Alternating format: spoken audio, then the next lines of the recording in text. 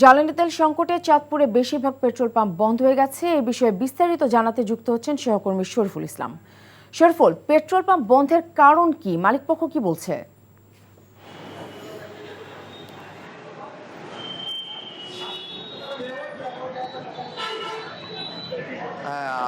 আমি যদি বলি যে যতই দিন যাচ্ছে ততই কিন্তু চাঁদপুরে কিন্তু জ্বালানি তেলের যে সংকট সেটা কিন্তু আসলে বৃদ্ধি পাচ্ছে।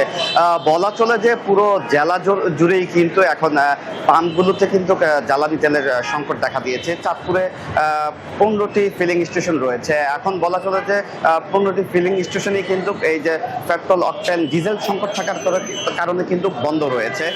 আমি আছি শহরের একমাত্র যে ফিলিং স্টেশন আমির ফিলিং স্টেশন, সেই ফিলিং স্টেশনে সকাল 12টা পর্যন্ত কিন্তু আমরা দেখেছি যে গাড়ি চালকদেরকে কিন্তু তেল সরবরাহ করেছে।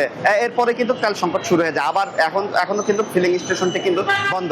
এছাড়া কিন্তু আরো দুটি রয়েছে শহরের বাইরে।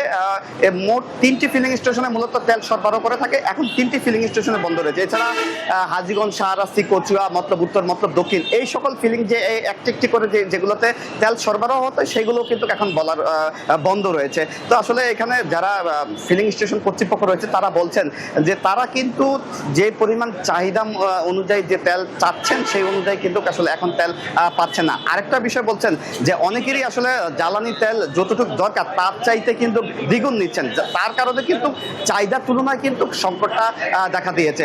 এখন এই ফিলিং স্টেশনে কিন্তু তেল সরবরাহটা বন্ধ, তারপরেও কিন্তু ফিলিং স্টেশনের পাশে কিন্তু শত শত মোটরসাইকেল গাড়ি চালকরা কিন্তু এসে ভিড় জমাচ্ছেন, অপেক্ষা করছেন যে কখন আসলে আবার তেল দেওয়া শুরু হবে।